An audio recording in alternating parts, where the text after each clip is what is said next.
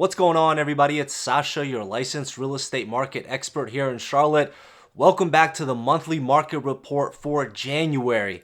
We're officially in the new year, and I'm extremely excited to see what happens this year.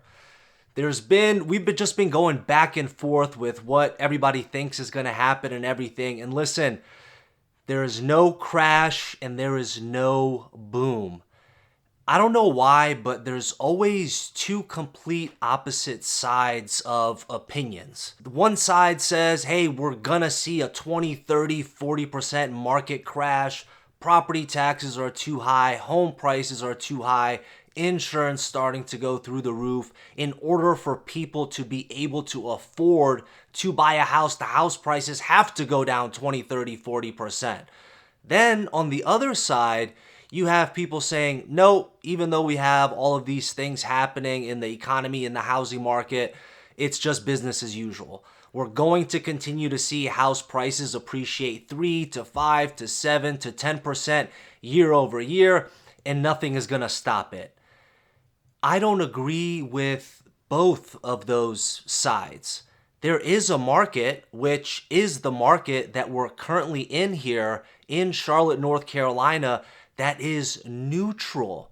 When I go over the stats, you guys have heard me say this so many times in my previous market reports, we're seeing market numbers that are similar to what we had pre-pandemic, 2019, 2018, 2017, 2016, and so on in certain stats. Obviously not the prices, but there is a neutral market, and we've been in that neutral market at the tail end of 2023 and all of 2024. Now, what I see happening in the market is honestly just leveling off. Average sales price and median sales price leveling off. Right now, the median sales price, when we jump into the stats, you're going to see it's relatively flat and it's just being adjusted to seasonality. As the seasons change, as more buyers come into the market, as more sellers start to list their houses, things adjust seasonally. And we've been seeing that happen. Even though some of the stats we go over, we're starting to see an uptick during those winter months because people have realized you tend to get better pricing during the fall and winter months right before spring and summer. Now, even though the median sales price, we've already seen it level off, average sales price is just going to have a little bit bigger discrepancies, but I think they're going to level off as well. The reason the average sales price has more discrepancies is going to be because you're taking into consideration the averages. So not only are you including the $300,000, $400,000, $500,000 homes, you're including the multi-million-dollar homes, which brings the value up. And I'm sure you guys have seen, looking at houses on Zillow, Redfin, Realtor.com, you've seen houses priced at $1 million plus that have done $100,000, $200,000 price decreases because it wasn't selling. You're not going to see something like that happen in the $500,000, $400,000 range. You're more likely going to see 25, 50K, somewhere around there as far as price decreases go. Now, for all of you that have been dying for some good news, I do have some good news for you, but you don't realize this because the market moves so slow. Real estate is not the stock market. Real estate takes months and months to play out. So in regards to the good news, average sales price is down 8.5% from our all-time highs. 8.5% down from our all-time highs. Median sales price, however, is more steady, as we just talked about, and it's down 5% from our all-time highs. So if you were somebody that was talking about, I wish the prices would go down 5 to 10% or so a year ago, that time is now. And again, it is being adjusted seasonally. This is going to go higher because the median and the average will go higher as we enter into the spring and summer market. And for me personally, as soon as January rolled around, I'm seeing the uptick. There was a lot of houses that I saw that were listed 1 to 2 weeks prior to Christmas, and come the first 2 weeks of January, they're already pending. So many people came off of the sidelines. I have a house listed right now in the Charlotte area, right on the border of Mint Hill, 11818 Red Leaf Drive. Amazing home. We listed it the first week of January and I did an open house that Saturday. We ended up having 7 different parties come through, which is totally different than what we had in November and December when it comes to open houses. So as soon as January rolled around, we're already seeing that uptick. And that uptick is going to continue as we head into spring and summer. Now, something I want you guys to understand is the fact that Charlotte and the Charlotte metro area has so many positives going for it. U-Haul just came out with an article saying that the top metros for growth and in-migration in the United States, and Charlotte ranked number 2. Charlotte ranked number 2 for the top growing metro and in migration, meaning people that rented U-Hauls that were moving got a one-way U-Haul to the Charlotte metro area. Based off of that, we're seeing that there's still so much demand and so many people still moving to the Charlotte area. That's why we haven't had a break in the prices. Even though they are down from our all-time highs, that is due to seasonality. We're still seeing the active in-migration. We're still seeing a lot of growth happening in the Charlotte area. But listen, don't let this particular article confuse you. The reason I say that is because we don't know if the people are looking to buy or if they're looking to rent. The market has changed drastically. That $500,000 house, depending on finishes and such, you can probably rent that $500,000 house between $2,000 to $2,500 a month. If you were to buy that same exact house with the interest rates that we currently have, depending on down payment and all these different factors, you're probably looking at a $3,500 plus mortgage payment. So don't get it misconstrued. A lot of people are renting because it is a lot cheaper to rent right now than it is to have a mortgage. But again, it just depends on your kind of specific goals that you're wanting.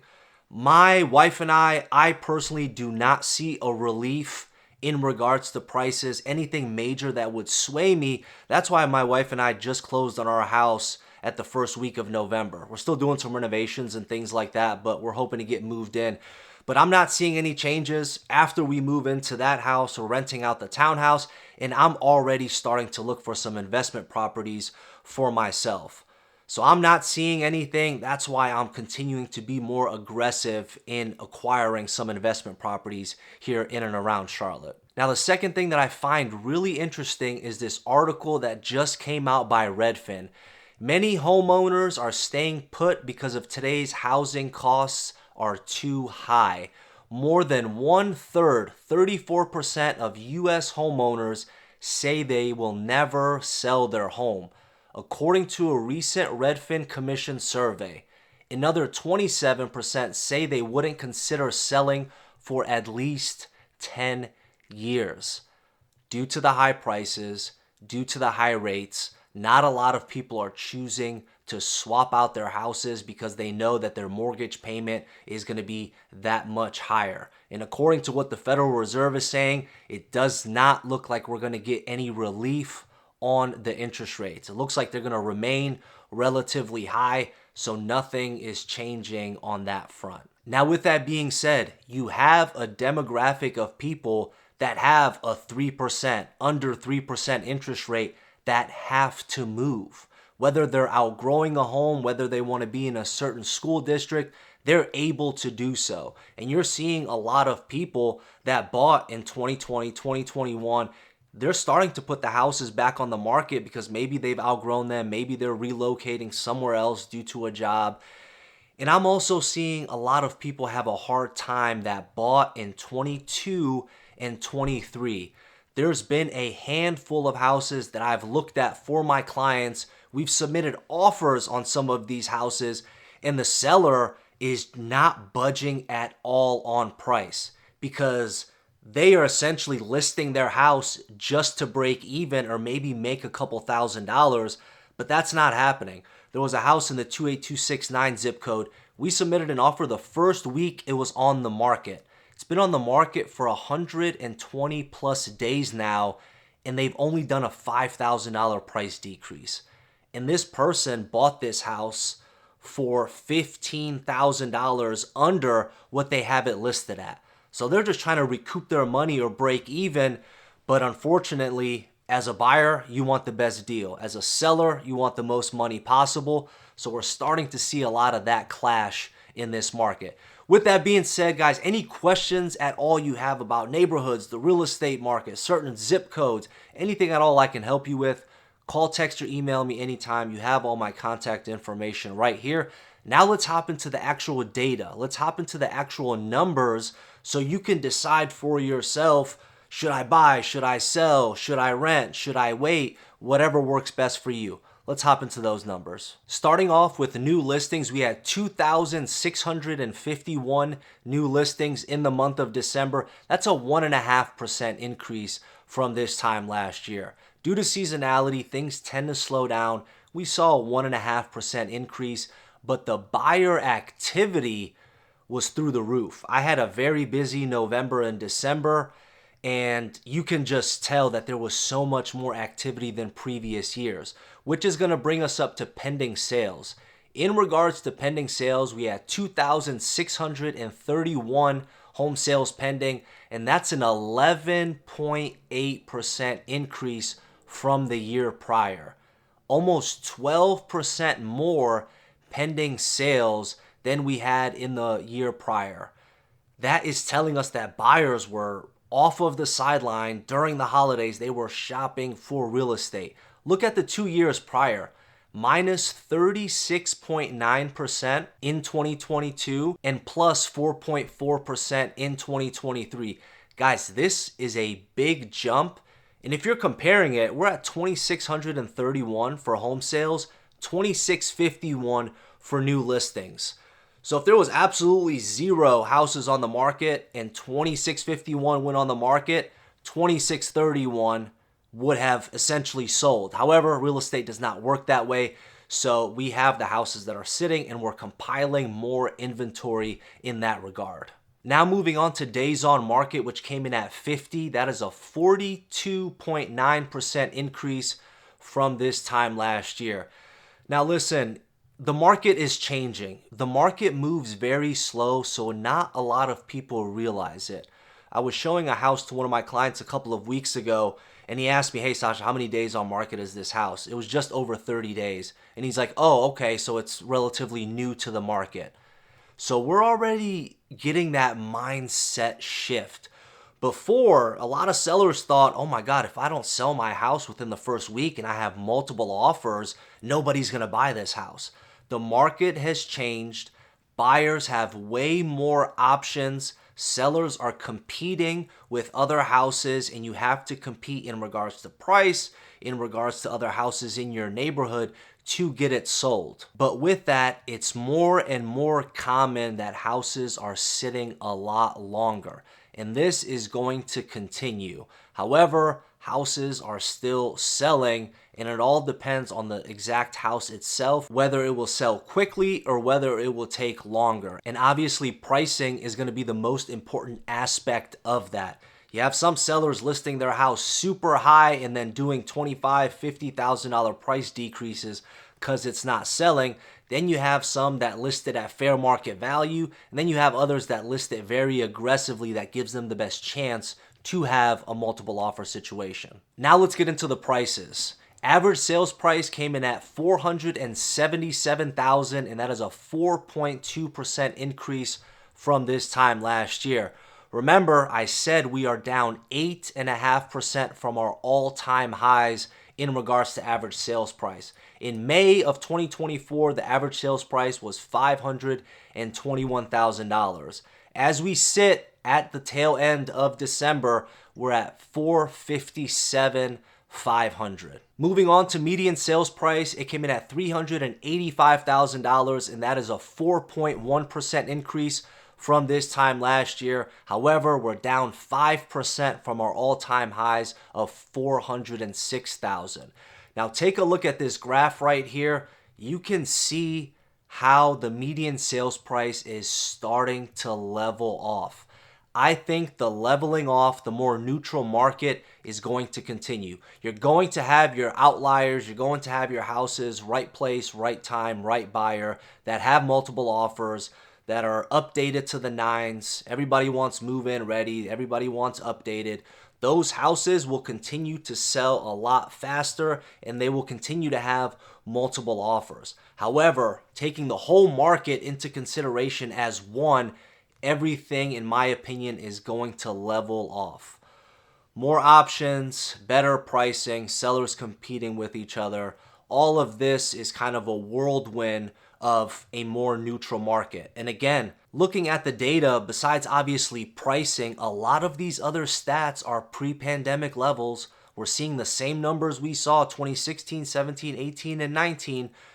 So we have that leeway now in the market, as when the market was crazy, you had nothing. Speaking of the market being at pre-pandemic levels, percentage of the original list price received came in at 95.1. That's a minus 1.2% decrease from December of last year. Now, this is telling you that on average, you could expect to pay 4.9% below the listed price of a home. Obviously, every situation is different. This is the average of that. The last time that we saw the percentage of the original list price received this low was in 2016. So you can see how we have a lot of data dating back to a couple of years ago. I mean, geez, that's almost 10 years ago. Last but not least, the whole reason why we had this crazy explosion these last couple of years, months of inventory. Months of inventory came in at 2.3 months. That's a 21.1% increase from this time last year. This is essentially telling you that if nobody listed their house on the market starting today, within 2.3 months, if the market continued the way it has, all of the houses would be gone. Now listen, this is something we're battling. You saw that Redfin article that I talked about earlier. There's not a lot of people wanting to sell.